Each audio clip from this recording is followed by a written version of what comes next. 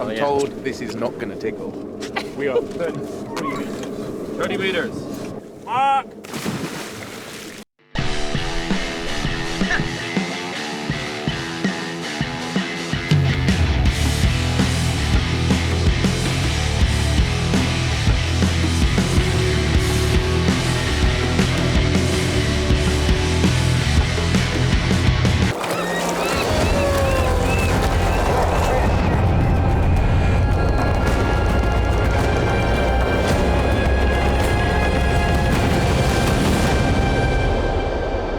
We are 500 miles in as I attempt to become the first person to swim 1,000 miles around the entire coast of Iceland. And just wanted to give a little bit of an update.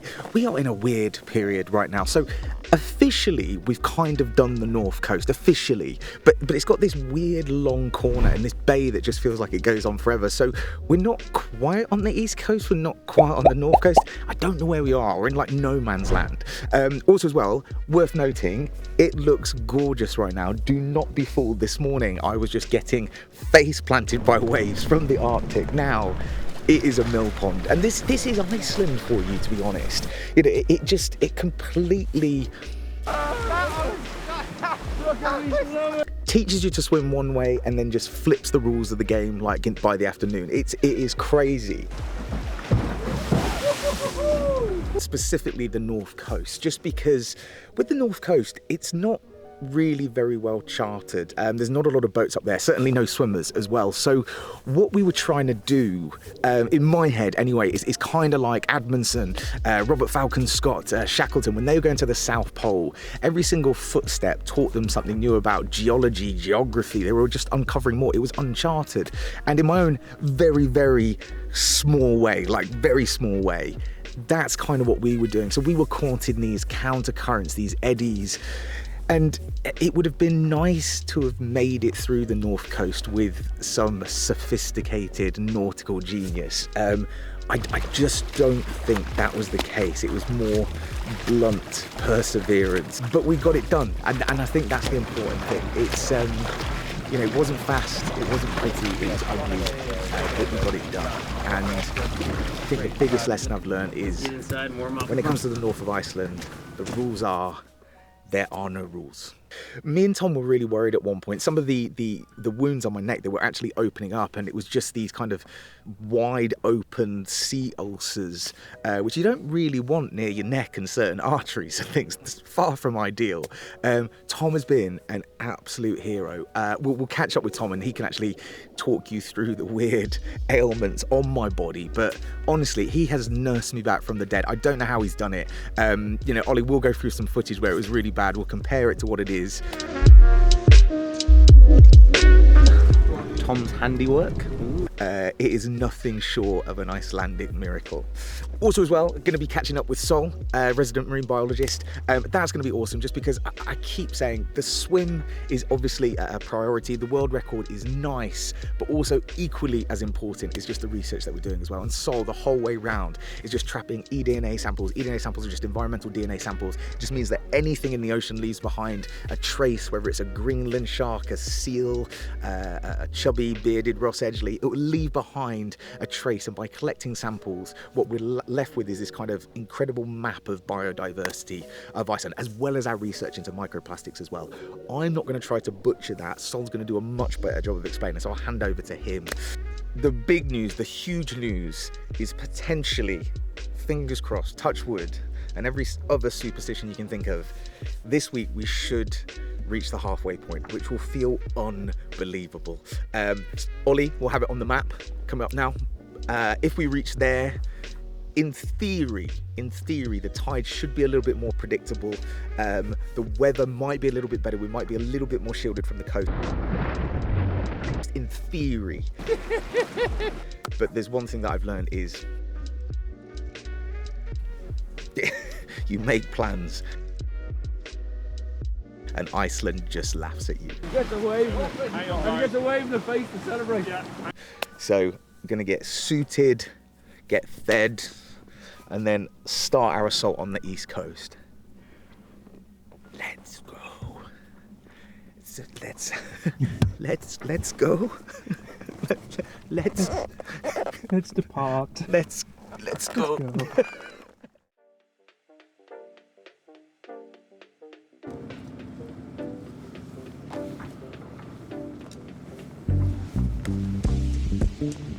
Sun has actually gone below the horizon for the first time. We're headed south. We actually have a sunset. So we're headed south. We're headed south. Yeah.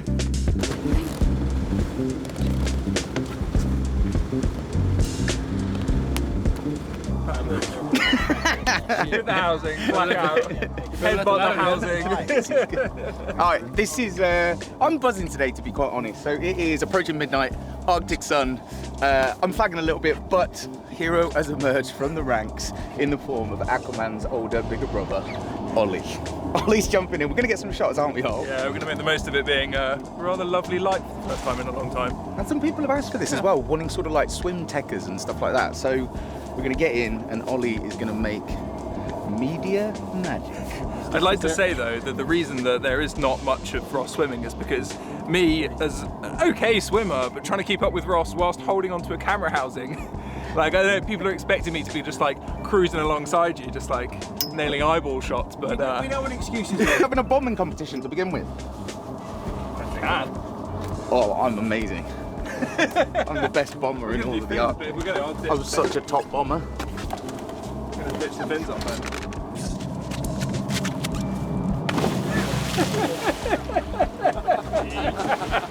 Right.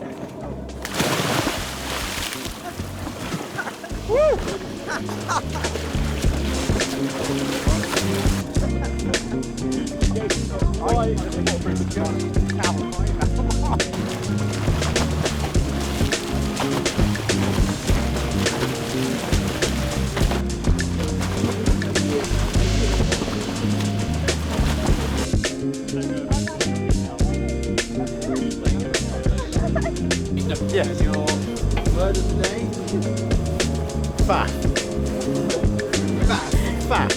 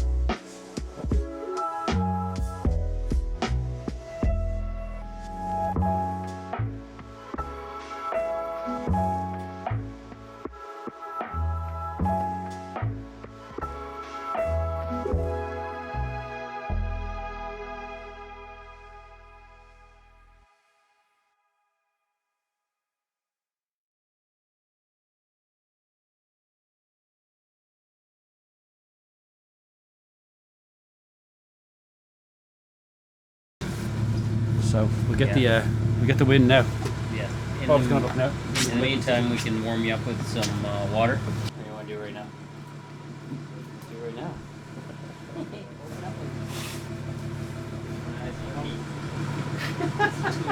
Too late.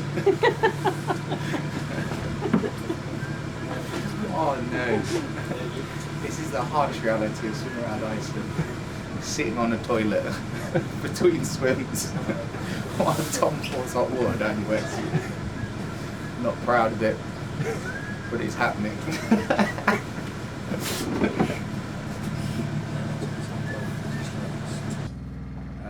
This is already taking too long.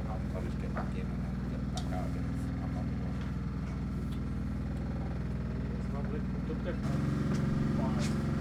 Right, well we got loads of breeze, that wasn't forecast earlier. And we got this lot. So, and this. 1500. I'm saying 18 knots, that's 1500, which is now. Okay, when does it dissipate? And Like that's 4 or saying- 5 o'clock? And that's saying 17, 18 knots, so it's not going to reduce. Wind's actually not going to dissipate within this swim period.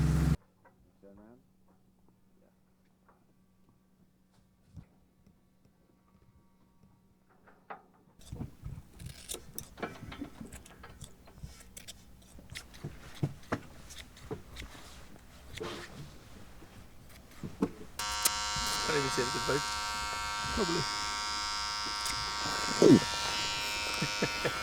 That was a Solomon's Look at haircut. that. Fade the beard into here. Got a little mullet going underneath, but his hair sort of sitting on top of it. Tied it up his back. Trimmed his little cheeks.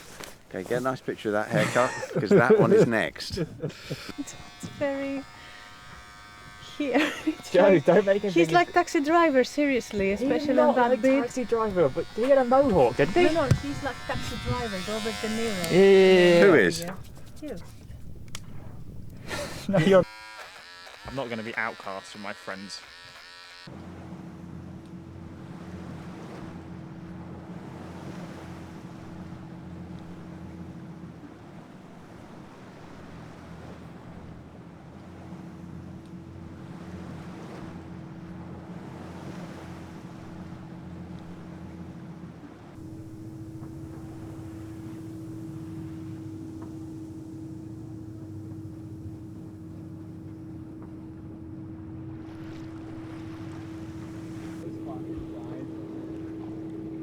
Dude, it's something out there. Going off out there.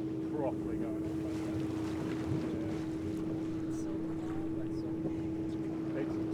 It's not gone. Right, so electrolytes, electrolytes, Kathy. Please, yeah, electrolytes, and then oats with the chopped mocha. Yeah, oats mocha, and then electrolytes, no caffeine because you had coffee. Potentially, yeah, depending. Boom. Damn. Really? I think my body still woke up just thinking it was going to swim. Yeah. Oh, go back to bed. How many minutes do you guys off? Was it 3? Yeah, 2 o'clock. Here, we'll do up and over. Sorry, or preset the coconut. Let's reset. I think Ross is going to have a better time than we are. For sure. He will. For sure. Okay, Sam, can we swap? When I put it in, when I'm in there, it freezes. It Oh, your goes in my mouth? beard. So then I wear it. You're trying to justify your snot balls there No, hanging off your genuinely, beard. Yeah, what do you think about that? Yeah.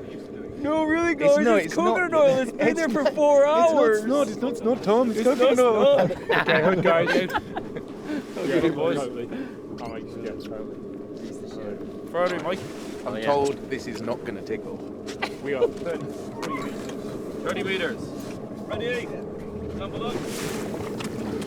Okay, go. Go. Mark.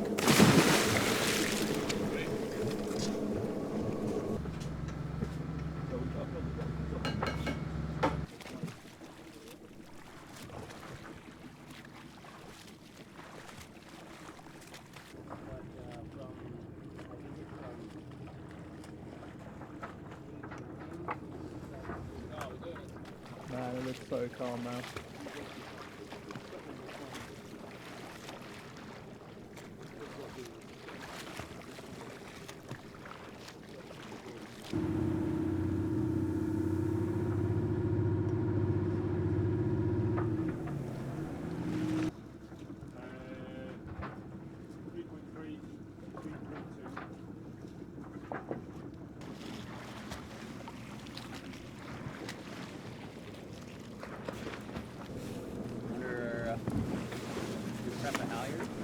Clipped on. Clipped on. Ready to roll.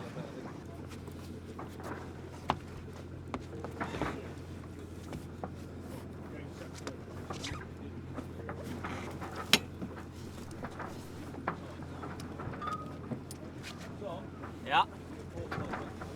What's that? Okay.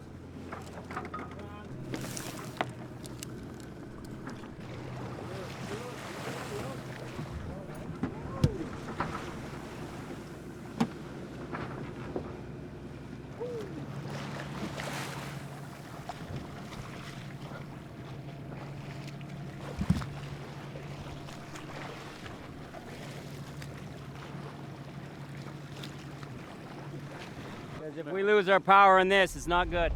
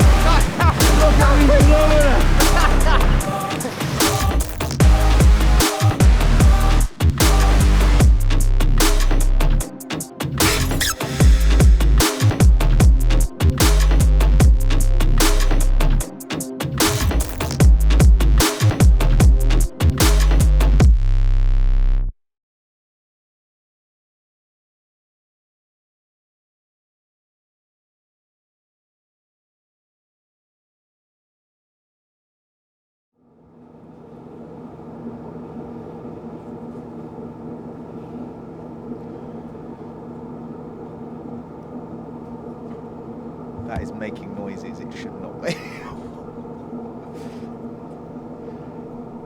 Oh my god. I've got the oldest shoulders in Iceland.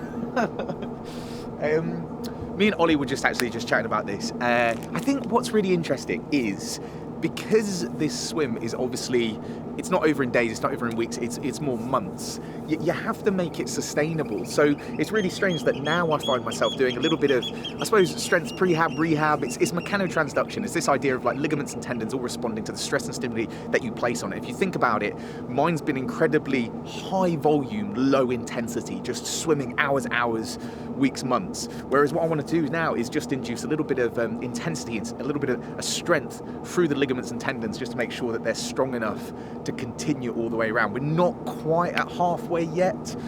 So it's this idea of, it's not performance-based, that's not what we're doing. If you see me doing any strength training, I'm not trying to get stronger, it's not your body's ability to generate force, it's nothing like that. It's more just this idea of making the body physically robust enough to make it sustainable, if that makes sense. So we're not going to be having a bro down, benching, bicycle. We might bike. No, we don't. Yeah. Let's not rule it out. But no, you shouldn't see me doing bicep curls, testing my 1 rep max bench. That's not the purpose. And I think that's the thing. Sometimes strength training with endurance sport, it's a bit of a dirty word to some people. You know, people think you're just going to end up like the Hulk and be unable to move. Whereas in reality, especially with, it's not really an event, it's more an expedition like this, you have to look at the body breaking down. So that controlled catabolic breakdown of the body, because the body's just not meant to be at sea for this amount of time every single day. So we're just making it sustainable. So that is essentially, if you see me ever doing this, this is what we're trying to do. I'm trying to become less of a land-dwelling mammal and more of a sea one, as I just become hairier and chubbier. I've also skipped leg day. I was talking about that, haven't I? That's not good. That's so bad. They just become like, this is gonna sound really weird, but if you see a newborn baby, go up to the baby and just squidge their thighs. That's what this feels like. Just no muscle tone whatsoever.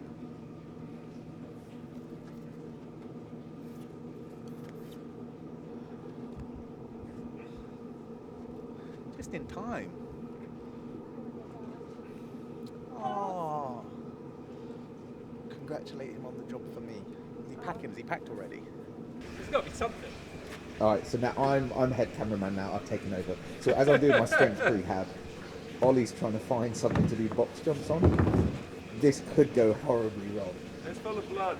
Full of fish blood. He's found a box full of fish blood. This is not activities for a white hoodie. Why don't you use the wall? Surely that's a logical... Like the cradle back there. This could go wrong. It's like chest height. There she is. Do it on this one. CrossFit Games. Okay guys, stay tuned for what is going to be the greatest box jump in Iceland's proud history. Singular. Stay tuned, stay tuned, this is going to be amazing.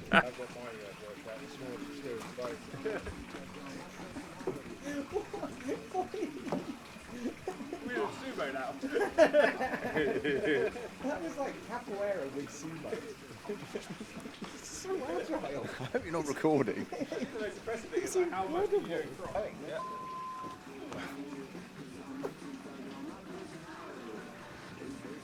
Ace. Let's go. Ready? Yeah. Like that? Yeah. Peace. And jump at the top. Yeah. Did it, Luke? Go on. Like a salmon. Like a salmon. I thought you said you had to pull on the floor. Yeah. What makes this even more impressive is the crocs. Is it? Why did Let's go. Press up as well. Let's go. Let's go. Let's go. Go, Luke. Let's go. Good old. Let's go. Now going to go over to our resident expert, all things metabolic conditioning, Solomon. Solomon, This is certainly metabolic conditioning. please talk us through a professional analysis of Luke first. Luke Ihalem is a particularly impressive athlete. I've got him on my radar for a while. I'm thinking of entering him in the 21 to 25 category. We're going to get him doing some CrossFit. I think he's got the makings of a brilliant downhill skier. Ollie is just an absolute tank. That man could charge a small infantry, I think. Is that it? Yeah. It was just a cover Wiring for link. electrical. You think? Yeah, well, it depends what's inside here as to whether that breaks with air or water. No. Here, these wires are. Oh, that's the fuel.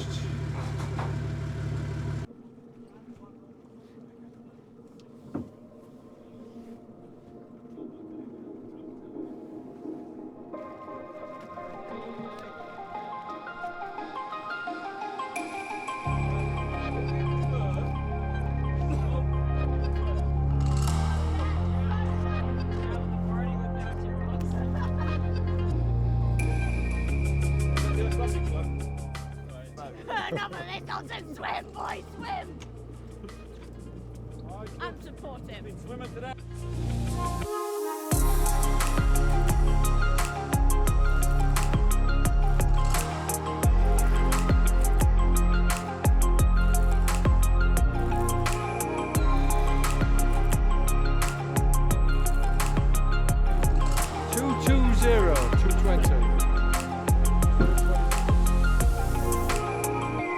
That's good. Come on. Come on, Ross. There you go, buddy. 200 metres. Yeah, buddy.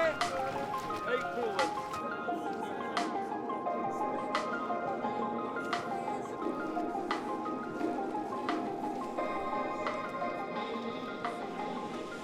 Get it down, Mike. How many?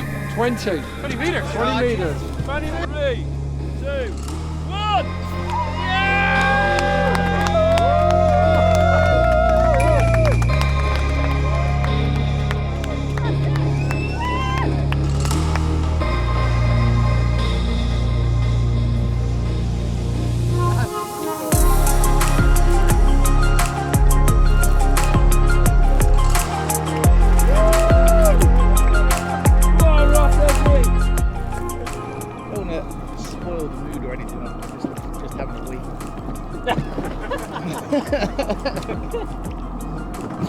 I'm glad I'm rolling. Happy birthday. Cheers, man. I didn't point Ross anywhere. He decided he was going to go in the wrong direction, so he may have just gone back across the halfway point. But hey, he's happy. We're all happy. It doesn't matter. Only you and me know, so it's fine. And now the whole of YouTube. But it's all right.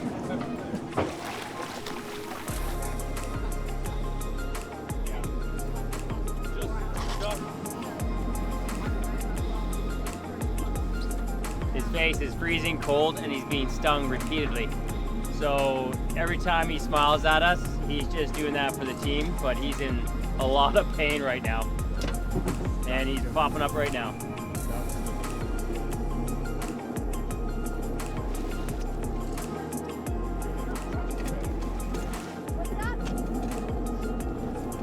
Yeah, buddy.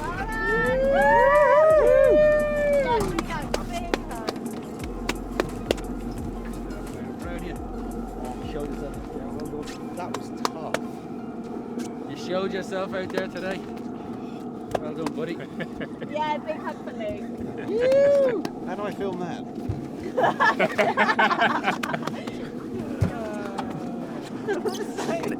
You didn't tell me it was your birthday. Well done, buddy. You That's fucker. You. Oh, you numb-faced bastard. Oh, that's so bad. I know. Hey, mate. That's so bad. It's all downwind. It's all downhill from here, mate. All downhill, mate. That flare was awesome. Yeah, here go. I can see my cheek out here. Yeah, I know, eh? Yeah. I was stung so many times. That's all, mate. You? Then there's the birthday boy. Yeah, were you going to tell anyone? No. At least he's honest about it. Well, we quietly baked some cakes for him.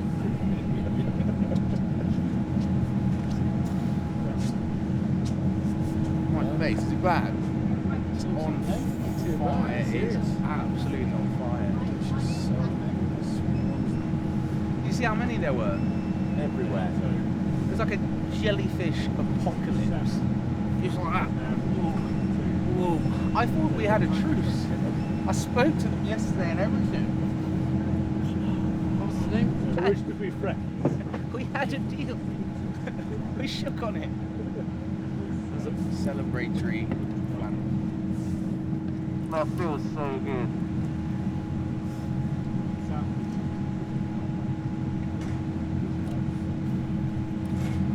Cannot tell you how good that feels. Thank you, Paul. Yeah.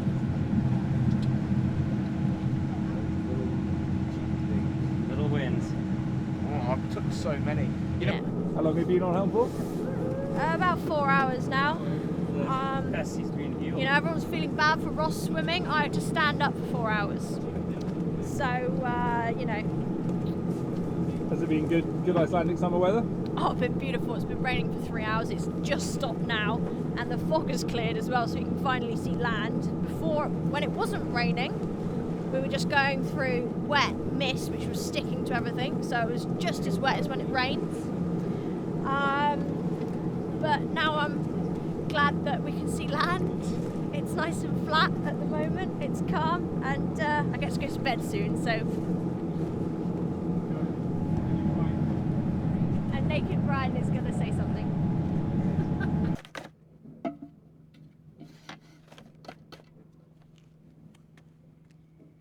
I'm Solomon Weston. I'm coming from the University of Plymouth and I'm studying marine biology right now. I'm going into my final year, so starting in September will be my dissertation year. And yeah, I'm spending my summer on the boat alongside a man who likes jellyfish and weeing in his wetsuit. Right, break it down. We have microplastic 1, microplastic 2, eDNA, and whale identification. So the whale identification is very easy. That's just taking photos and stealing Ollie's photos, because Ollie's much better at it than I am. So we can ID whales, track their migration patterns from here to the Azores, to the Canaries maybe. And then this is microplastic 1. This is a big surface net that we get towed behind the boat. On the end here, I screw on a little collection bag on this ring. So all the water goes in and all the big stuff gets trapped in the collection bag. So we're looking at the microplastics that are getting stuck in the bag so we can record levels around the coast. Microplastic 2 is very similar, and it's just a straight up water sample, 15 mils, in here. So I take these every 20 miles. This is being used by the University of Victoria to test a new peptide-based microplastic analysis machine they have, which is very fancy and very exciting. This is being used right here in Iceland. The net is being used here in Iceland, and processing this is gonna let scientists make a whole map of microplastic levels around the coast. So we can look at local currents, see this is pushing this way, this is pulling this way, we're getting high levels here, we're getting low levels here, and it's going to be the first complete map the whole way around the coast. This little machine down here, this little doohickey, is for measuring eDNA levels. So eDNA, the E is environmental DNA. So this is anything left behind by animals as they move through the water. Sort of the way that we leave a hair here, fingerprints, skin cells, and people get rumbled on CSI or something. We are CSI, we're trying to rumble the animals. So we see a few whales, that's all well and good, but we know there's a lot more going on that we're not actually looking at. So eDNA is things like their skin cells, bits of tissue, bits of feces. So in here is a little filter. It's quite hard to see. This is the filter here, and I slap it on, which is basically just a big hoover. So I get a bucket of water, I get my big hoover, I put on my filter it in the water, and then when I turn it on,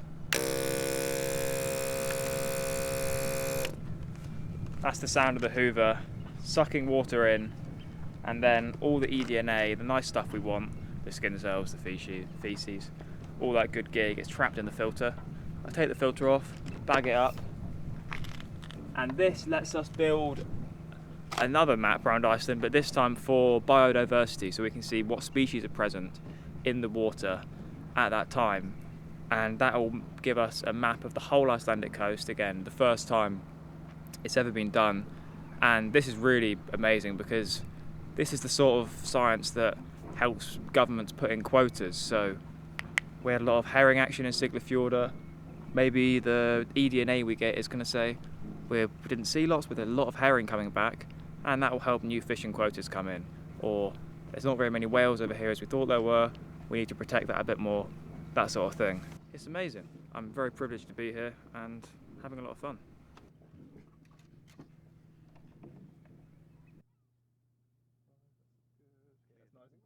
It has been an immense week, but firstly, I feel I need to address this because honestly, this fjord, it is boiling at the moment and it looks like the Maldives. I can assure you it's not. The water is still freezing. You can still see snow on the mountains, but I really felt I needed to address that because this feels exotic, and on the outside it is, in the water definitely isn't. Also, I probably need to address my appearance, probably, don't I, Ollie? I look like kind of if Poseidon had a distant cousin who no one really talks about and is just kind of quite unhygienic and they don't invite to Christmas. That's what I look like, and it's only going to get worse as well. But this is serving a function. This is armor against the jellyfish, so I'm not taking it off because I swam through what can only be described as a jellyfish apocalypse. They were just everywhere. They were just going crazy. So some of them bounce off the chin, others get me in around my nose, and then one even got my gums. I don't even know how one gets my gums. These have not stopped following me as well since the West Coast, genuinely. Also, really cool story on that as well. So I'm going to try to keep this quite brief. I love folklore. I love Icelandic folklore. And there's this one particular story. It talks about this, this foreign king who basically sent a sorcerer disguised as a whale over to Iceland to see where he can invade. And first of all, this whale, this sorcerer, came to the West Coast, and that was the bull. So this bull, this massive bull, was standing guard. It was a guardian of Iceland. It was like, whoa, we're not going to go there. So then it went to the North Coast to check out if that was weaker, if it could attack from the north. And then it found this massive eagle protecting the North Coast. Then it came down the East Coast. On the East Coast, it found a dragon. And it was like, whoa, that's a bad idea as well. And then it went to the South Coast to see if that was any better and found a massive giant. What's interesting is, obviously that's a really cool story in folklore. I believe it because these guys, who are just the companions of the eagle, have been following me since the West Coast, since we turned that corner. And now they just seem to be continuing to follow me now as we go down the East Coast, so the kingdom of the dragon. So a little bit of folklore for you there. But all of that aside, this week, I had, in one particular swim, it was the best swim possible, the worst swim possible, and the fastest swim possible, all in one at the same time. The waves were biblical. At the start, it was so much fun. Like, it was a novelty, swimming in, under waves, crushing. It felt amazing. That novelty wore off, I reckon, about, maybe like 30 minutes in. And then I think I really realised it was going wrong when I was trying to outswim my own sick. So I just chunder, and then that's being sent at the same speed. So I'm swimming, trying to swim past it. But then at the end, the metrics we covered so much distance as well. And that's what basically led us, what is now officially, this feels so good to say, officially the halfway point. That has been a long time coming. We've had to fight for that. But here we are. West Coast done, North Coast done, officially over the halfway point. Everything we do now is just south and just takes us closer to celebratory burgers. So that feels really nice. We've got a big week planned. We've got a lot of ground to cover. Hopefully some tides and currents, they start to pick up. And we're going to throw around some ideas. So as always, in the comments, Ollie's been amazing, just replying to all your comments. I know you fed back on what you wanted to see. We've tried to deliver. So let us know what you want to see. If you like the video, like it, subscribe, follow, share, and then we'll be seeing you hopefully as we just gun it down the East Coast. I say gun it. That's always, I'm overselling that, aren't I, Ollie? Limping, crawling, slowly meandering down the East Coast. But for now, I'm going to eat, sleep, big swim tomorrow. So what we've got here, if we're really quiet, we're going to approach the rarely spotted Luke Hallam. It's mating season at the moment. That's why he's naked. I think he spotted us. We might be in trouble. They can get quite violent. Quite violent during mating season. Let's go and see what he's up to. We've been clocked. Hallam's clocked us.